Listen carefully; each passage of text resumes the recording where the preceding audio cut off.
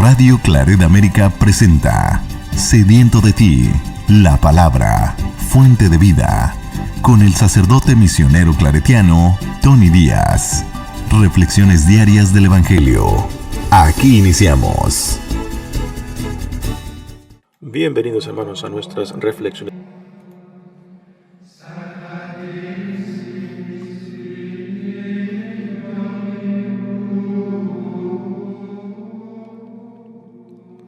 Bienvenidos, hermanos, a nuestras reflexiones bíblicas de las lecturas del día. Hoy es martes de la primera semana del tiempo ordinario. La primera lectura de hoy viene del primer libro de Samuel, capítulo 1, versículos 9 al 20. En aquel tiempo, después de tomar la comida ritual en Silo, Ana se levantó y se puso a orar ante el Señor. Llena de amargura y con muchas lágrimas, hizo esta promesa: Señor de los ejércitos, mira la aflicción de tu sierva y acuérdate de mí. Si me das un hijo varón, yo te lo consagraré por todos los días de su vida, y en señal de ello la navaja no tocará su cabeza. Mientras tanto, el sacerdote Elí estaba sentado a la puerta del santuario. Ana prolongaba su oración y Elí la miraba mover los labios, pero no oía su voz. Pensando que estaba ebria, le dijo: ¿Has bebido mucho?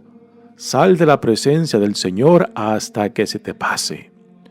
Pero Ana le respondió: No, Señor, soy una mujer atribulada. No he bebido vino ni bebidas embriagantes.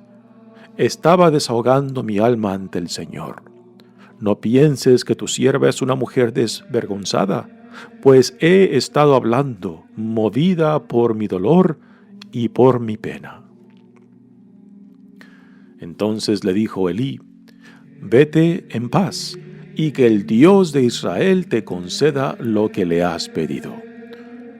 Ella le contestó: Ojalá se cumpla lo que me dices.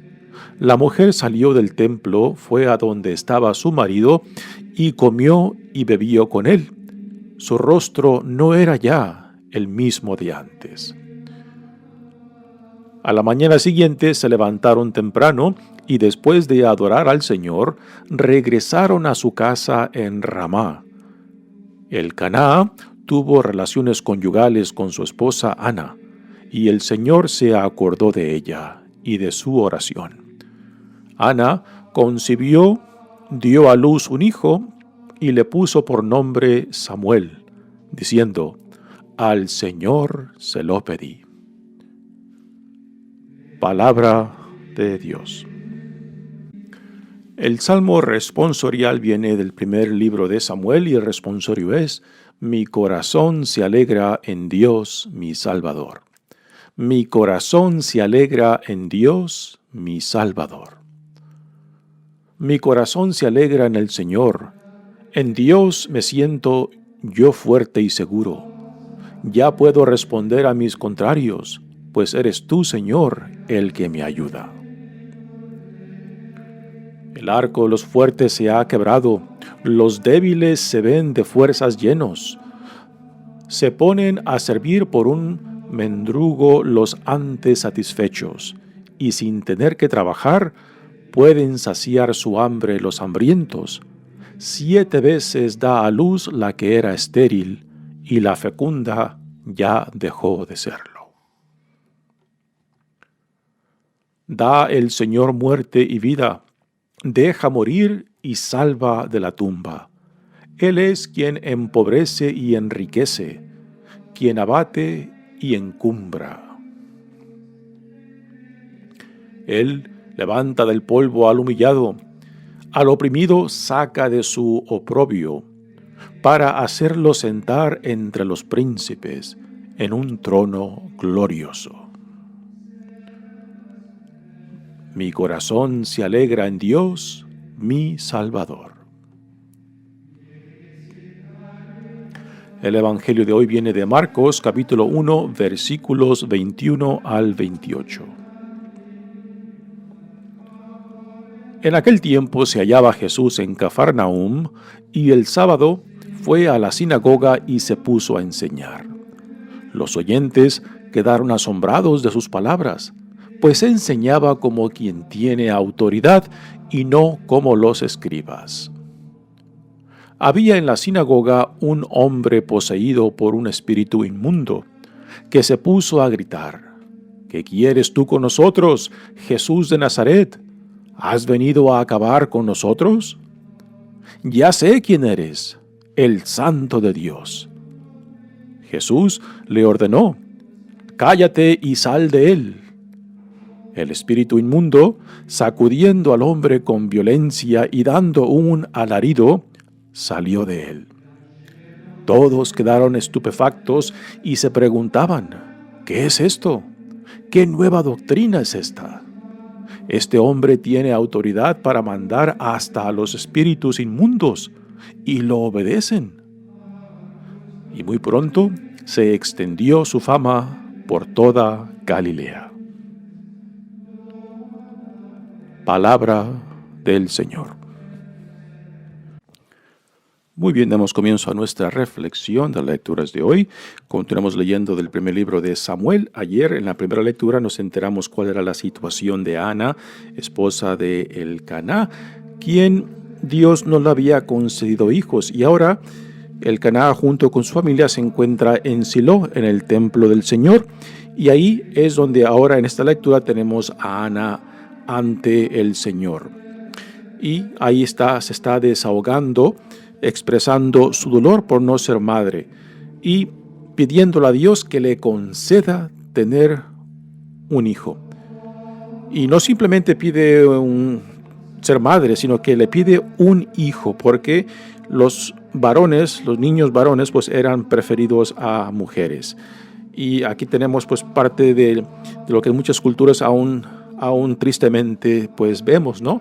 La preferencia de niños sobre niñas, lo cual no solamente es una injusticia tremenda, sino también está creando problemas serios en algunos países donde pues al preferir a niños sobre niñas, pues utilizando la tecnología de hoy, pues aún en el vientre de la madre matan a las niñas antes de que nazcan, ¿no? Y esto es una tragedia impresionante que manifiesta, ¿no?, cómo en ciertas culturas pues esta preferencia de niños sobre niñas no solamente crea un desbalance en la sociedad de hombres y mujeres, sino que también pues esta terrible injusticia que después, aun cuando nacen las niñas, pues se manifiesta esta preferencia, esta importancia que se le da al hombre sobre la mujer. Así que tenemos a Ana ante el altar del Señor en el templo de Silo, y ahí ella está volcando su corazón, está abriendo su corazón, expresando su dolor por no ser madre, y le hace esta promesa a Dios, que si Dios le concede un niño, pues que se lo ofrecerá en servicio a él. Dice: en aquel tiempo, después de tomar la comida ritual en Silo, Ana se levantó y se puso a orar ante el Señor. Llena de amargura y con muchas lágrimas, hizo esta promesa. Así que aquí estas palabras ya nos da la imagen de cómo llega Ana ante el altar del Señor, pues con gran dolor, también humillación por lo que la otra esposa de Elcaná constantemente le dice, ¿no?, de que es una mujer desdichada, es una mujer castigada por Dios y que por eso no es madre. Y ella ahora volca su corazón con lágrimas ante el Señor y le dice: Señor de los ejércitos, un título muy común de aquellos tiempos para Dios, mira la aflicción de tu sierva y acuérdate de mí. Si me das un hijo varón, yo te lo consagraré por todos los días de su vida, y en señal de ello la navaja no tocará su cabeza. Esto de que la navaja no tocará su cabeza parece que era uno de los símbolos de promesas. Por ejemplo, este es el caso de Sansón, que también Dios interviene en con la mamá de él, que también era infecunda, y que después de que Dios le concede este hijo que pasa a ser uno de los jueces principales de Israel, pues tampoco él permitirá que se le corte el cabello. Uno de los símbolos de la promesa. También es algo raro de que la promesa que hace Ana sobre si Dios le concede ese hijo varón, pues de que se lo consagrará por el resto de sus vidas. Las consagraciones perpetuas no eran muy común. Tenían un tiempo definido, por ejemplo, de los 25 a los 50 años o otro periodo de servicio al Señor, pero un servicio por vida, pues no era algo común. Pero esta es la promesa que Ana le hace a Dios.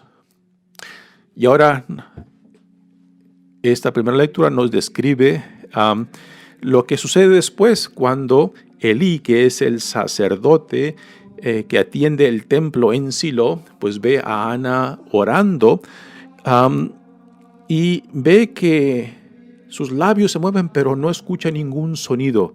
Y esto lleva a Elí a pensar que Ana está ebria. Él dice, mientras tanto el sacerdote Elí estaba sentado a la puerta del santuario, Ana prolongaba su oración y Elí miraba mover los labios, pero no oía su voz. En la autobiografía de San Agustín, las Confesiones, tenemos algo similar que nos describe él cuando San Agustín, estando en Milán, ve a San Ambrosio, el obispo de Milán, que será quien tendrá mucha influencia sobre él y quien lo bautiza a San Agustín junto con su hijo. Y San Agustín ve a Ambrosio rezando mientras caminaba dentro del atrio y ve que los labios de San Ambrosio se mueven, pero tampoco no escucha ningún sonido, ¿no? Y en esa autobiografía de San Agustín, pues tenemos otro caso, ¿no? De que cuando uno oraba, cuando uno rezaba, pues se hacía comúnmente en voz alta.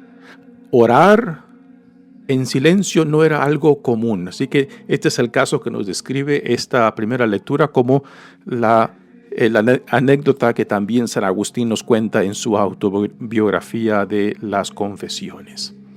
Dice, Elí la miraba mover los labios, pero no oía su voz. Pensando que estaba ebria, le dijo, «Has bebido mucho, sal de la presencia del Señor hasta que se te pase». Pero Ana le respondió, «No, Señor, soy una mujer atribulada. No he bebido vino ni bebidas embriagantes. Estaba desahogando mi alma ante el Señor», ¿no? Así que era algo no muy común de que una persona orara en silencio. Y es esto lo que lleva al sacerdote Elí pensar que Ana estaba ebria. Y Ana le responde de que se está desahogando con el Señor, con lágrimas y con profunda emoción. «No pienses», le dice Ana, «que tu sierva es una mujer desvergonzada, pues he estado hablando, movida por mi dolor y por mi pena». Aquí una imagen bellísima de lo que es la oración, pues es estar con humildad, es estar con el corazón abierto ante Dios, dialogando con Dios, exponiendo lo más profundo, lo más intenso que uno está viviendo, está pasando, ¿no? Y esta es una imagen bellísima de lo que debe de ser la oración, un momento de intimidad y confianza con Dios, como cuando uno ante un buen amigo, una buena amiga, pues se da el permiso y el amigo le da el espacio para que se desahogue, para que abra su corazón, ¿no? Y esto es lo que Ana está haciendo ante el Señor, movida por su dolor, por no ser madre. Entonces ya cuando Elí escucha a Ana y le aclara que no está ebria, sino que está hablando, orando con Dios en voz silencia. Dice, entonces le dijo, vete en paz y que el Dios de Israel te conceda lo que le has pedido. Así que el sacerdote Elí responde positivamente a lo que Ana le dice y en cierta manera con estas palabras pues afirma y bendice la oración que Ana le ha hecho a Dios, sin saber él mismo el contenido de esa oración. Ana simplemente le explicó lo que estaba haciendo, pero no le explicó el contenido de su oración. Elí simplemente le dice que Dios te conceda lo que le hayas pedido. Y Ana responde, ojalá se cumpla lo que me dices. La mujer salió del templo, fue a donde estaba su marido y comió y bebió con él. Aquí son detalles que nos dan a entender que ese momento intenso de oración donde Ana pues se desahoga con Dios ha transformado su apariencia, también ha transformado su apetito, porque hasta ese punto ella no tenía hambre y no comía, que fue algo que su esposo Elcaná va y le pregunta el por qué no come, ¿no? Él no sabiendo pues la emoción intensa, el dolor intenso que ella estaba viviendo por no ser madre. Así que ese momento de oración, esa experiencia de desahogo, de intimidad y confianza con Dios, ha transformado a Ana. El apetito la ha regresado y parece que sale de esa experiencia, de ese encuentro con Dios en la oración, ya consolada y calmada. Su rostro no era ya el mismo de antes, ¿no? Así que es bellos detalles de lo que es capaz de hacer en nosotros este encuentro con Dios por medio de la oración, cuando uno se permite desahogarse, cuando uno con toda confianza va y le expone a Dios lo que uno está viviendo, lo que uno está pasando. Aquí Dios no le ha dado ninguna aseguranza, pero la oración definitivamente ha transformado a Ana, ¿no? Y ya eso es, en cierta manera, gran ganancia de que por lo menos ella puede estar en paz consigo misma, aunque todavía Dios no le ha asegurado nada, ¿no? A la mañana siguiente se levantaron temprano y después de adorar al Señor regresaron a su casa en Ramá. Elcaná tuvo relaciones conyugales con su esposa Ana y el Señor se acordó de ella y de su oración, ¿no? Otro detalle muy lindo donde cuando uno con toda confianza y intimidad se acerca a Dios, pues simplemente le exponemos a Dios, ¿no? Y lo dejamos a la voluntad de Dios, ¿no? Si Dios nos concede lo que pedimos, alabado sea Dios. Si Dios no nos concede lo que pedimos, pues igualmente alabado sea Dios, ¿no? Pero definitivamente el fruto de esa oración intensa de Ana, el fruto de ese encuentro con Dios por medio de la oración definitivamente ha transformado su vida. Ya lo deja en manos de Dios. Dice, Ana concibió, dio a luz un hijo y le puso por nombre Samuel, diciendo, al Señor se lo pedí. Así que el Señor le da una respuesta a Ana por medio de este embarazo, ¿no? Y ya más adelante se nos dará más detalle de qué es lo que sucede con este niño que Dios les concede. Y esta lectura nos da a enseñar algo muy importante, que cuando Dios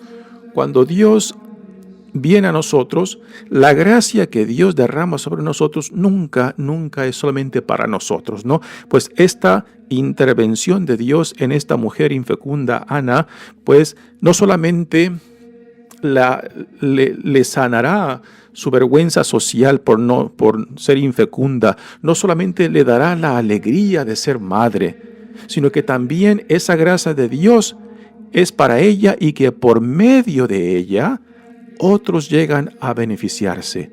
Y ese otros que se lleguen a beneficiarse será este hijo Samuel, que pasará a ser uno de los profetas más importantes del Antiguo Testamento, que hará presencia en gran parte de la vida del rey David, que es el rey por excelencia en la historia de Israel. Esta intervención de Dios en la vida de Ana, pues también nos recuerda a otras intervenciones, por ejemplo, la de Isaac con su madre Sara, esposa de Abraham, o también con la madre de Sansón y también como la madre de Juan Bautista, Isabel, y que cuando Dios interviene, pues la criatura que Dios les concede a estas mujeres infecundas será no solamente para bien de ellas, para bendición de ellas, para la alegría de ellas, sino también para que el pueblo de Dios se beneficie. Así que nuevamente la enseñanza es de la siguiente, de que todo lo que recibimos de Dios nunca es solamente para nosotros. Es para nosotros y para que por medio de nosotros también otros lleguen a conocer a Dios, y al conocerlo, amarlo, y al amarlo, servirlo, ¿no? Y esto es algo que se repite constantemente en estas historias de cómo Dios interviene y cómo la gracia y el fruto de esa gracia, pues, es bendición para otros. Pasemos ahora al Evangelio de hoy, que viene de Marcos, es la continuación del Evangelio de ayer. Seguiremos leyendo el Evangelio de Marcos por varias semanas, y aquí tenemos a Jesús que regresa a Cafarnaúm y muy probable se instala en la casa de Simón, Pedro y Andrés en Cafarnaúm, que es ahí donde ellos se encuentran trabajando como pescadores. Y aquí tenemos esta escena donde Jesús va a la sinagoga el sábado como buen judío, y también como práctica y tradición en la sinagoga de que persona que entraba, judío que entraba, podía y se le daba el permiso de poder compartir alguna reflexión, y es lo que Jesús está haciendo aquí, y es algo que se repite constantemente en los evangelios. Jesús, como buen judío, los sábados va a la sinagoga porque ya ahí encuentra una audiencia dispuesta a escucharlo, y como buen judío, pues él también ahí está manifestando la misión que Dios le ha encomendado de llevar la buena nueva al rebaño de Dios, al pueblo de Dios. Y la sinagoga, pues, es el lugar predilecto de Jesús, porque ahí tiene ya una audiencia reunida. No tiene que, por ejemplo, pararse en la calle para predicar y esperar de que alguien se le acerque. No, ahí en la sinagoga ya tiene la audiencia predispuesta para que él lo escuche. Y como buen judío, pues toma esa oportunidad. Dice, en aquel tiempo se hallaba Jesús en Cafarnaúm y el sábado fue a la sinagoga y se puso a enseñar. Aquí el evangelista Marcos nos dice que parte fundamental de la misión de Jesús es enseñar. Enseñar que en realidad en la primera parte del Evangelio de Marcos el evangelista no nos dice qué es lo que enseña. En la segunda parte del Evangelio es donde el evangelista ya nos dará más detalles de qué es lo que Jesús enseñaba, particularmente cuando entra el tema de su pasión y de su muerte, ¿no? Pero en la primera parte de este Evangelio no nos precisa exactamente qué es lo que enseñaba, pero que su enseñanza era parte central y que sus obras, sus sanaciones, sus milagros y expulsiones de demonios, pues daban testimonio de su autoridad y poder de su enseñanza. Así que tanto su enseñanza como sus obras son parte de una misma misión que Jesús ha recibido de Dios Padre. Dice, los oyentes quedaron asombrados de sus palabras, pues enseñaba como quien tiene autoridad y no como los escribas. ¿Quiénes eran los escribas? Los escribas tenían la responsabilidad de copiar el texto de la ley, interpretarla y después aplicarla a casos específicos de la vida del pueblo de Dios, ¿no? Los escribas, era un rango un poco más bajo que los rabinos. Aquí el evangelista pues compara la autoridad de Jesús con la de los escribas, quienes comúnmente pues citaban la Sagrada Escritura y con esto pues creaban la apariencia de autoridad al citar la Sagrada Escritura, al interpretarla y a aplicarla. Pero Jesús no. Jesús no simplemente cita, no simplemente repite lo que otros han dicho. Jesús habla por su propia autoridad que nace de su relación de intimidad y confianza con Dios Padre, ¿no?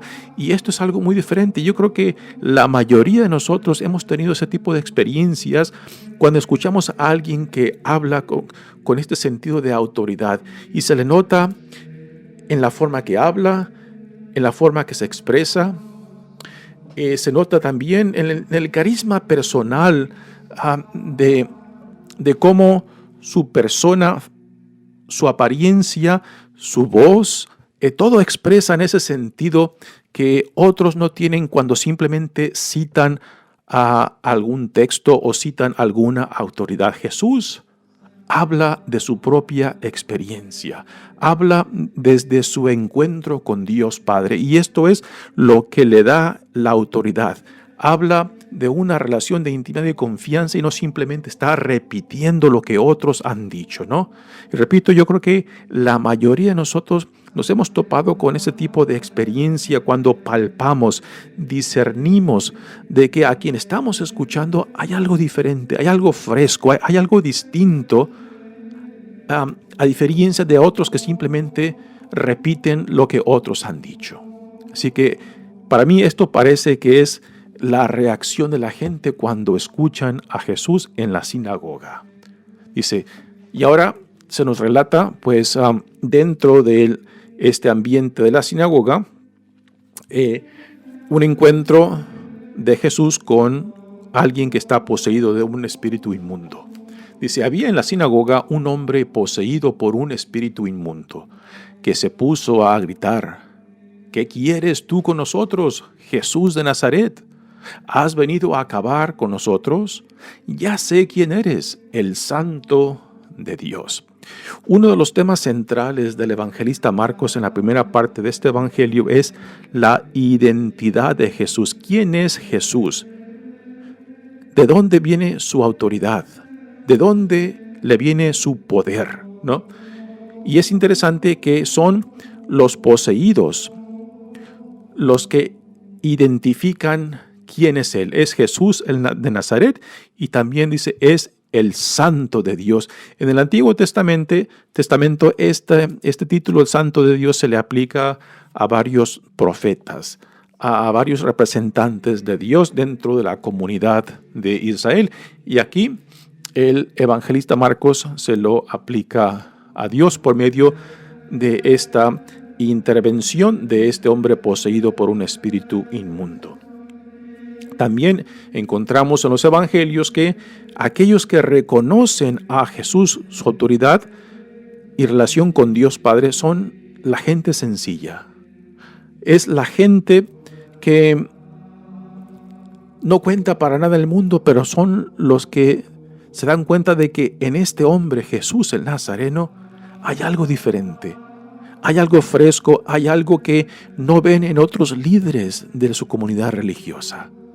Y es la gente sencilla de corazón los que sí palpan esa identidad de Jesús. Jesús le ordenó, cállate y sal de él. Así que aquí la palabra de Jesús es autoridad y poder. Jesús les ordena que se callen y que salgan de él. Así que habla con poder y autoridad y el espíritu inmundo obedece. Cuando el espíritu inmundo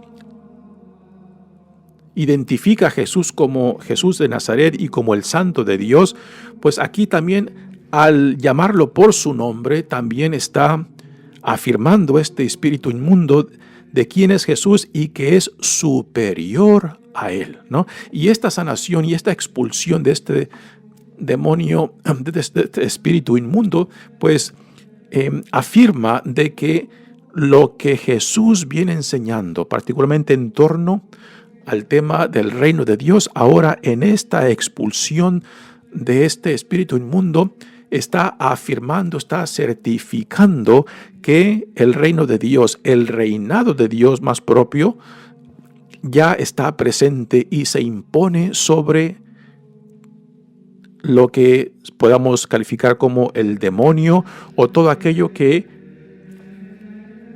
oprime y esclaviza al ser humano. Y Jesús viene a liberar, viene a regresarle la dignidad, identidad a todos aquellos que se encuentran oprimidos, esclavizados o simplemente que se encuentran alienados de Dios.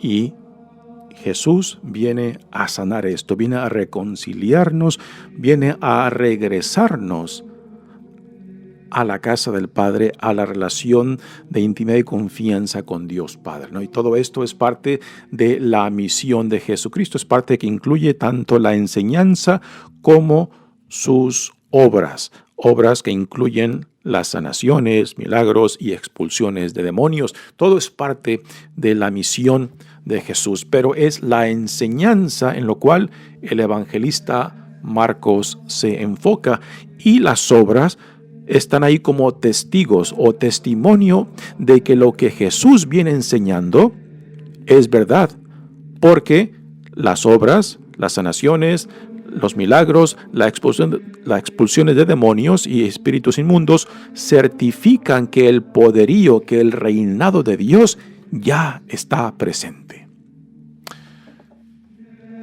Y después continúa diciendo: todos quedaron estupefactos y se preguntaban, ¿qué es esto? ¿Qué nueva doctrina es esta? Y esto hace referencia a este misterio de la identidad de Jesús, que por una parte la mayoría de los que lo escuchan no lo identifican y no aceptan su identidad y su autoridad, pero sí los espíritus inmundos y sí la gente sencilla son los que sí reconocen su verdadera identidad y dignidad que le viene de su relación con Dios, donde también su autoridad y poder le viene.